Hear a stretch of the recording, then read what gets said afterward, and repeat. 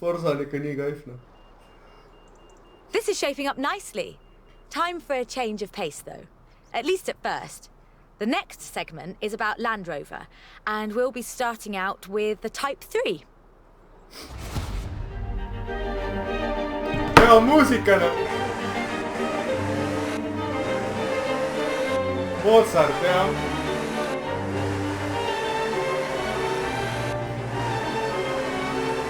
Land Rover, the British sports utility vehicle. But before that, they were actual utility vehicles. Solid, tough trucks, unstoppable over almost any terrain. In 400 meters, turn left. The Land Rover Type 3 marks the point where that shift begins. And we'll be looking at what that meant. Vaadake kui ilus on talv. Recalculating route.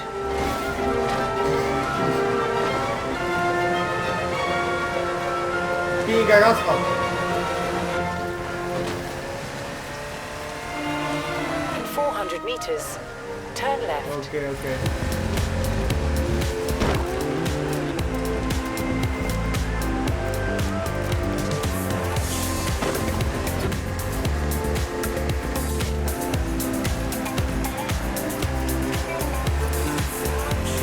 400 meters, turn left.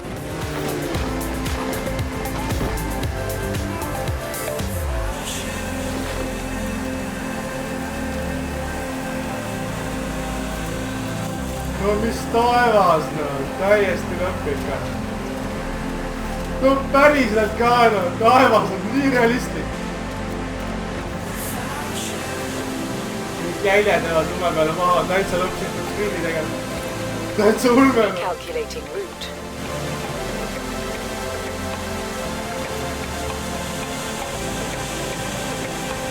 In 400 meters, turn left. Kaartaalet ma mingit räigelt zigzag rada mööda läheks, eks ole, panen otse läbi metsa. Missiooni esimene pool on alati lihtne.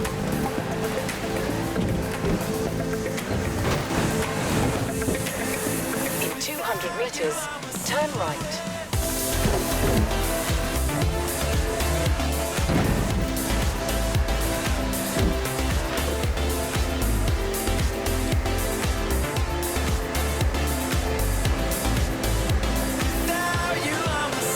Pah!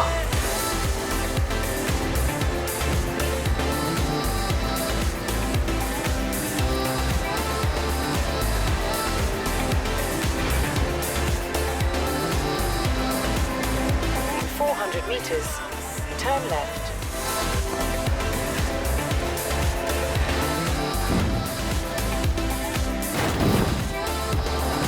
Sain ikka ühe kuu kätte enne lõppu. Karjääris möllama hakkama. Along with the Range Rover, others would follow. Discovery, Defender, and the Freelander. Each a more sophisticated and enjoyable utility vehicle. But none of them were a replacement for the Type 3. They were a different kind of car.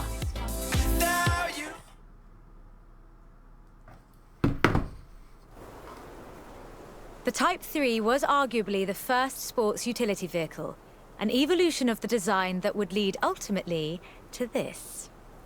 The Bowler Nemesis, an off-road racing vehicle that turned into a production SUV, the Nemesis EXR.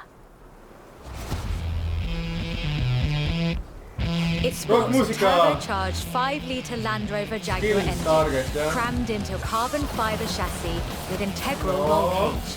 It even has the grille, headlights and rear lights from a Range Rover.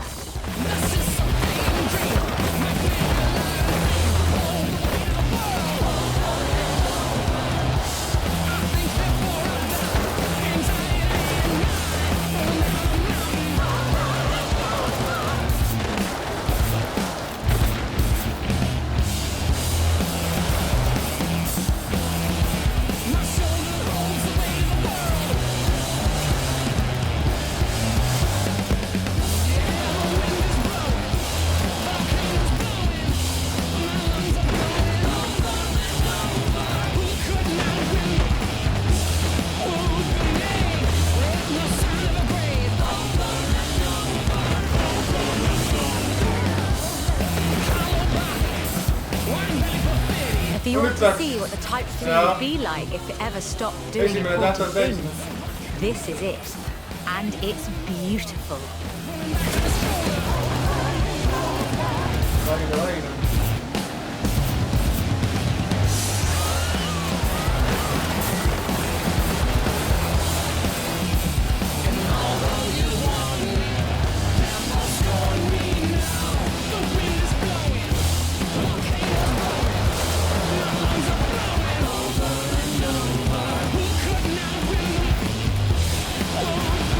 No, siit tuleb ka teine täht kenasti kätte.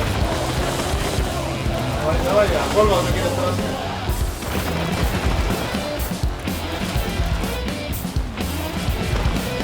No.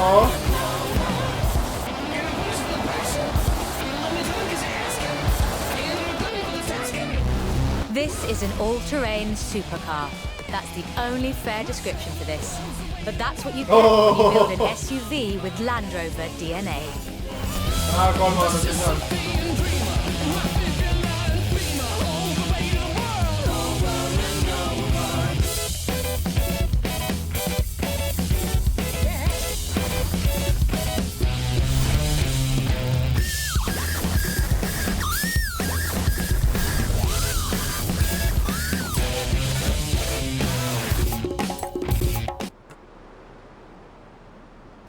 Ja läheb kohe järgmine.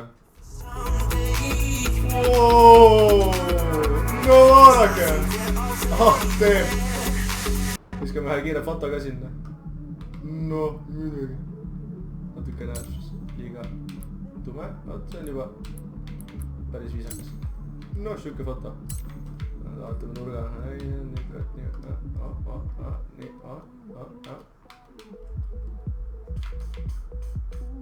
Täpselt siuke hääl, nagu muusik tuleks autos seest vaata. See on täitsa foto moodi.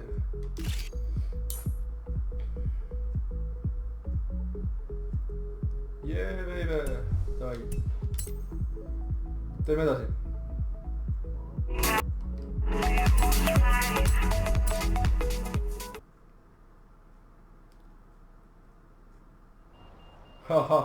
Hope you're enjoying yourself. I know I am. It's great to be able to just focus on telling the story while someone else handles the driving for once. Let's get to the next one. This time, it's Lotus. No, see on juba päris hea ju. Nii väike!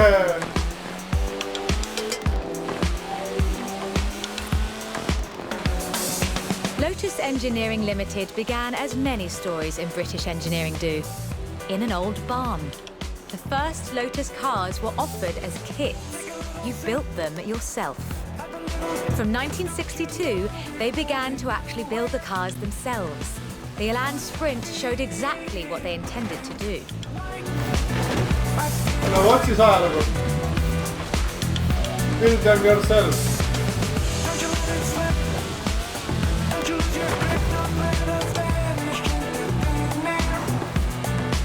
In 400 meters, turn right.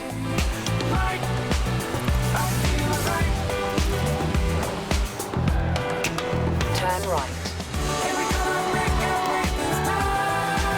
In 100 meters, turn left.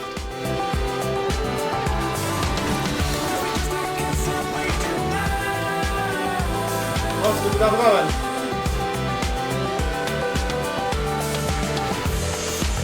Ei ole ilus metsa. The Elan has all the energy, style and enthusiasm you would expect. Bold, quick and fun. So much so that they put it in the name.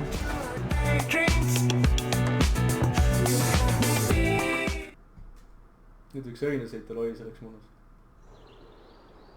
The Elan Sprint was a financial as well as an engineering success for Lotus, validating their approach to design and resulting in a whole family of light, agile roadsters.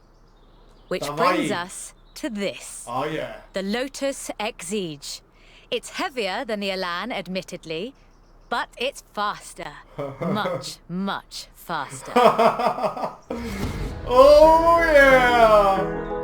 Touch the pedal, the Exige responds with instant, relentless acceleration, as you'd expect. vaata kuidas klaasis With a peegeldub 0 noh. to 60 time of Ja ka poti peal 3.8 peegeldub ja. seconds. Täiesti And a top ebanormaalne. speed of 170. Võiks öelda nagu ebareaalne, aga see on ju tegelikult just The reaalne. Exige is uncompromising.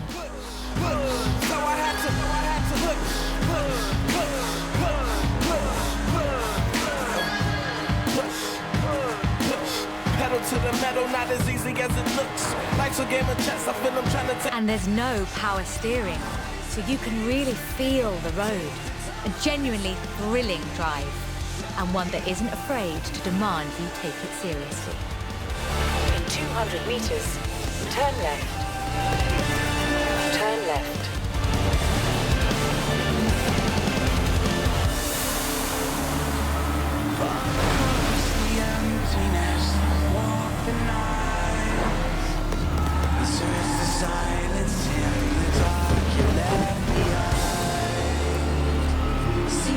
Lumberjack. Sobib hästi talvega kokku, eks ole, valge värv. Mõnus.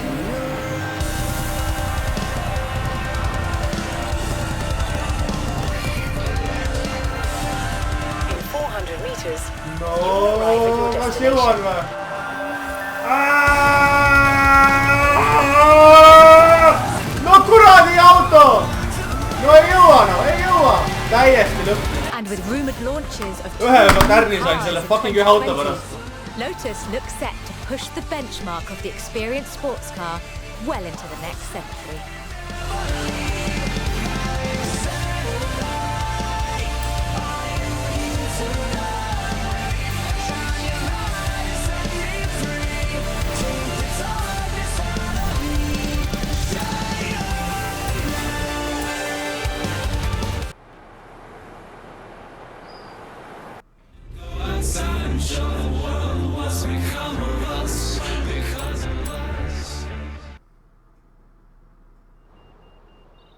Done much rallying? That's a joke. We've all seen what you've been up to. We're doing the next bit on location. You'll see why when you get there. No nüüd saab oma autoga sõita. Oh, X999! Turn around when it is safe to do so. Nüüd läheb küll rallitamiseks.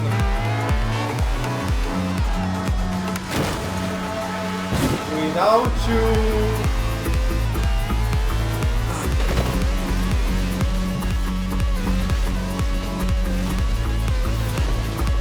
Hoppa! No vaadet!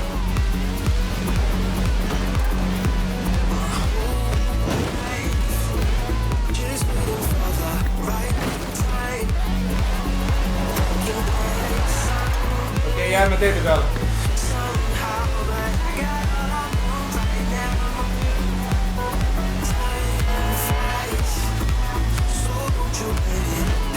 Või siis ka mitte.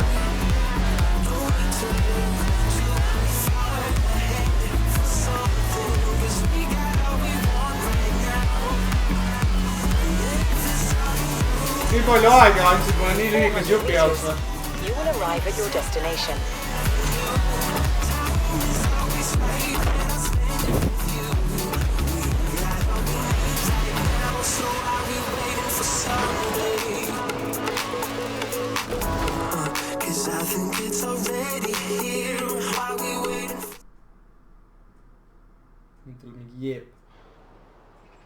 Ford, that most American of cars. But the Ford Escort, oh, that's British. And more than that, the Escort would become for many synonymous with Group B. In the 70s, Ford had embraced that destiny so firmly that they'd begun their own championships to find new drivers. Drivers for cars like the RS 1800. This was a car designed explicitly for rallying, with a powerful fuel-injected 1790cc Cosworth BDE engine. When I'm in the dark, you leave me standing in the pouring rain, and I can't believe it, I can't believe it. I lost all your money.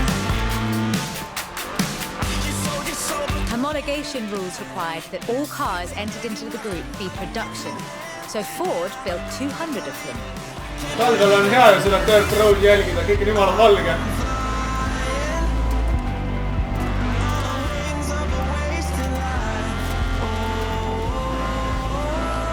The RS 1800 raced to victory after victory across the rallying world on almost every continent and across every terrain type imaginable. Just watch me fake it. This car was basically unbeatable.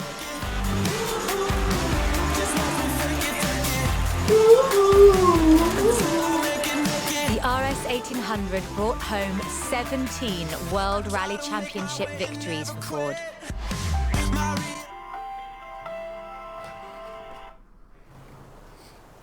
So, of course, Ford set out to design a better one. The RS 200 Evolution was their answer. A purpose-built rally car designed to do one thing: win Group B. No davai noh! Oh, With a mis muusika! 1.8 turbocharged Sama Ford rada. Cosworth BDT engine and all-wheel drive, 40 the sekki vähem RS aega. 200 had perhaps the best suspension platform of any car of its era.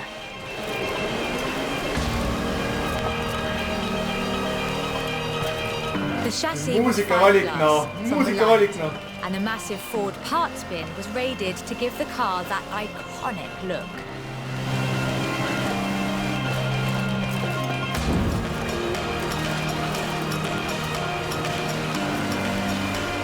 But while the car had potential, turbo lag at low RPM and a poor power-to-weight ratio meant that it never placed better than third. The end of Group B in the mid-80s meant the end of the RS 200 as a rallying car. Fortunately, Ford built over 200 as part of the homologation requirements for Group B, so you can still find them, if you're lucky.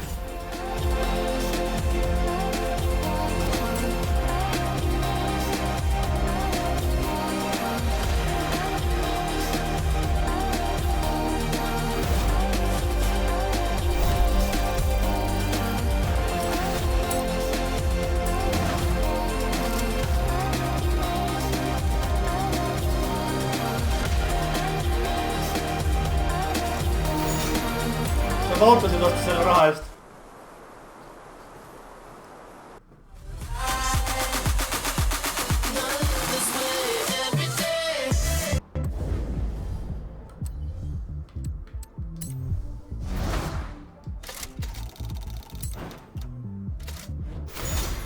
Noh, näete. Nüüd ma saan mingi särgi laudselt. Või sussid. Pappi, normaalne. Hopsti, kohe on mill koos jälle. Saab hakata autosid ostma.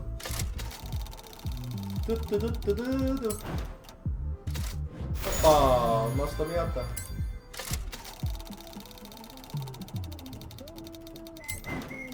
Op, kui korvette on mul juba päris palju.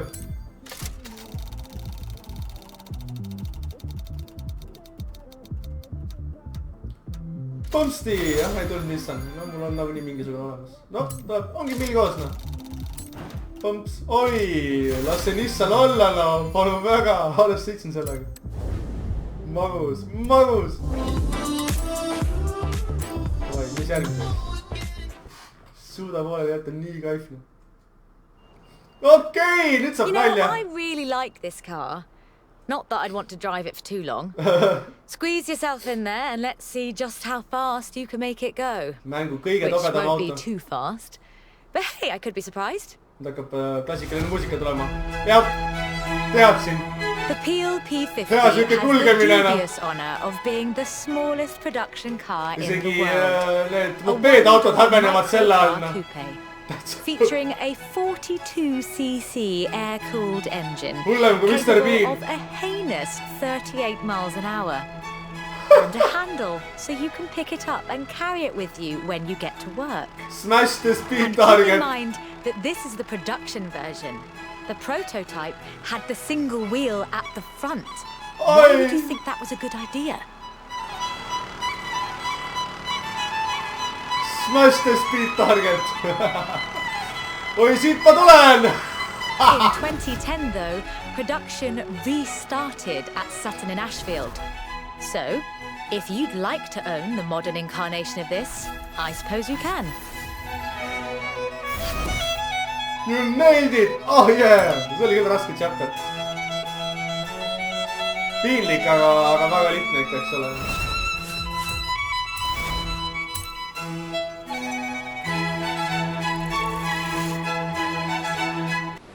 Täitsa lõpne. Väga lühik, aga väga piinlik. Okei, mis järgmiseks?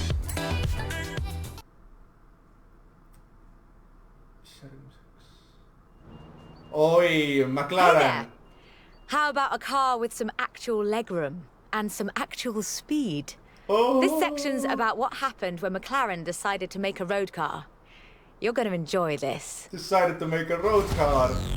Oh yeah, muusika, oi. The track and the road have very different requirements. For McLaren, that was a challenge they were more than willing to embrace. In 1988, they set out to create the finest sports car the world has ever seen.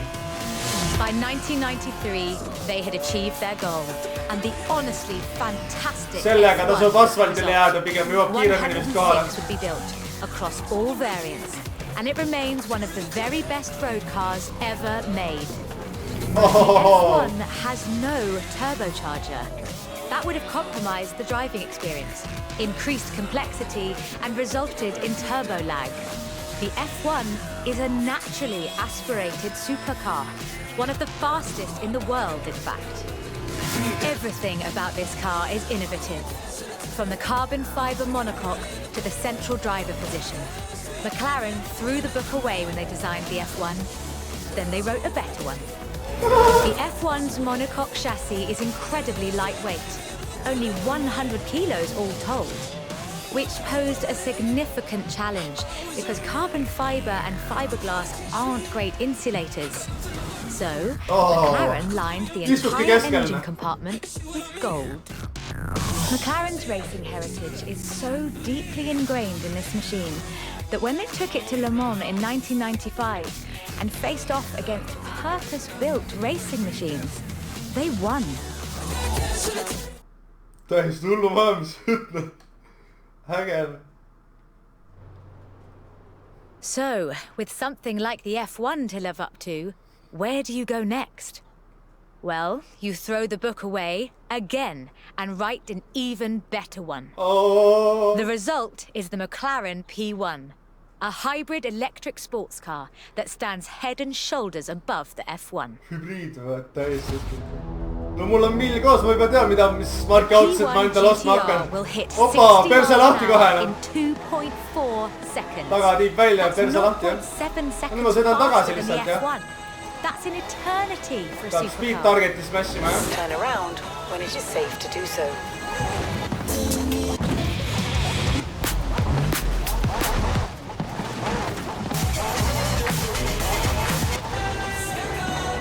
No, hakkame smashima speed targetit. Aja peale ikka, jah. Davai. Remember those problems with turbo lag? Davai. McLaren solved that with the hybrid drive. Op, 3 sotti! Build pressure. The electric motor drives the wheels. No turbo lag, just torque. And because it's a hybrid, it has an all-electric range. Running on batteries alone, that's 6.2 miles. Selle peab võtma, kurat, nii kiiresti 3 sotti kätte. Täitsa. Tagatiivad asjad, vau. Siuksed elamusi saab sinna. Auto ajaloo, saad erinevad autosid proovida. Keskkond on nii ilus, noh. Kas on olemas paremat automängu või? Iga autofänn peab siukest asja omama, noh. Täitsa lõpne.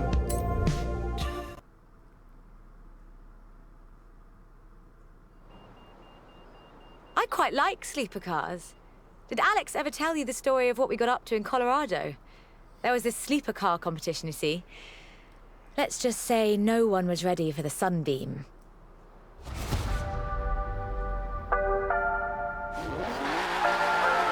Lotus never quite let go of the upgrade game.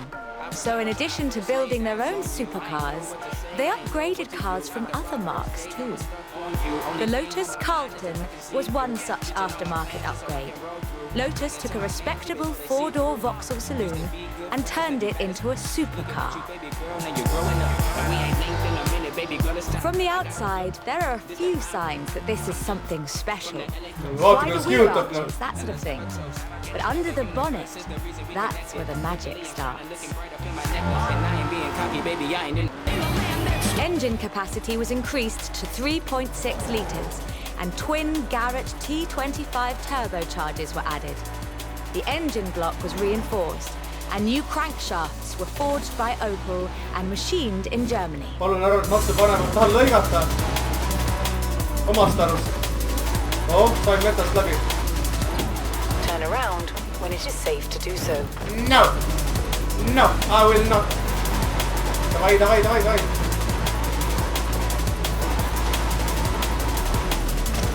The only upgrade they didn't put in was an electronic speed limiter.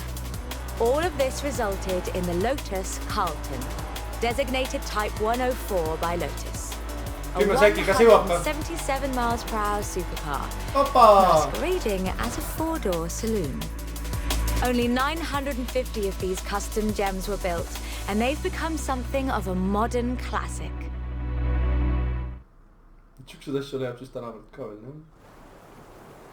The Lotus Carlton was an example of how to turn a saloon into a supercar, but that's not the only thing Lotus got up to.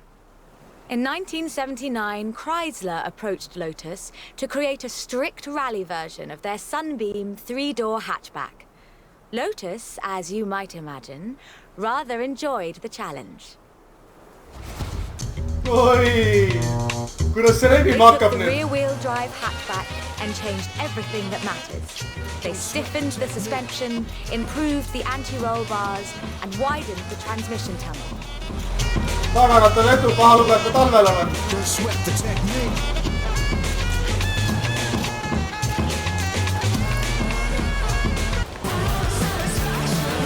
Performance was increased by fitting a 2.2-litre version of the Lotus 911 slant four-cylinder engine, resulting in an impressive 250 brake horsepower, up from a meager 105 on the original.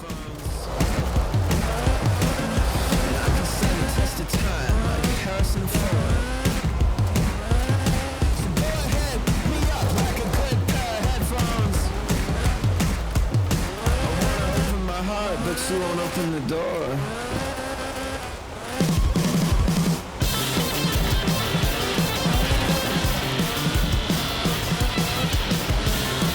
The Lotus Sunbeam was revealed to the public in 1979 in Geneva to widespread praise in the motoring media.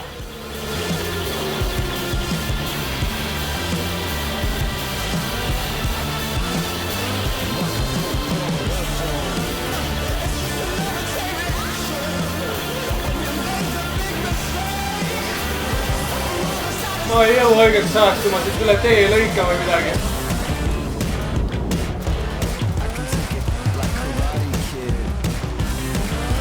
Siis peab lõikama, muidu ei jõua ju. Lotus Sunbeam saw racing success too. In 1980, Henri Toivonen won the 29th Lombard RAC Rally in his Sunbeam.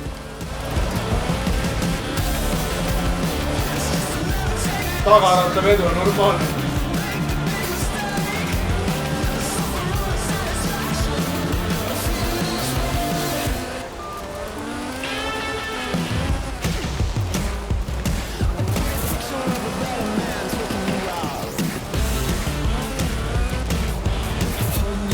Almost makes you wonder if Lotus should do more conversion.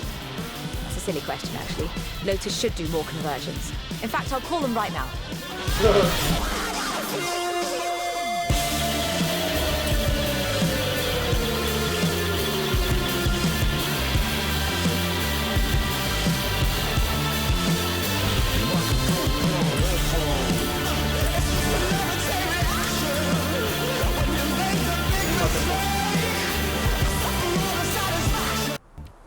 Mida chapterit tal jäänud on?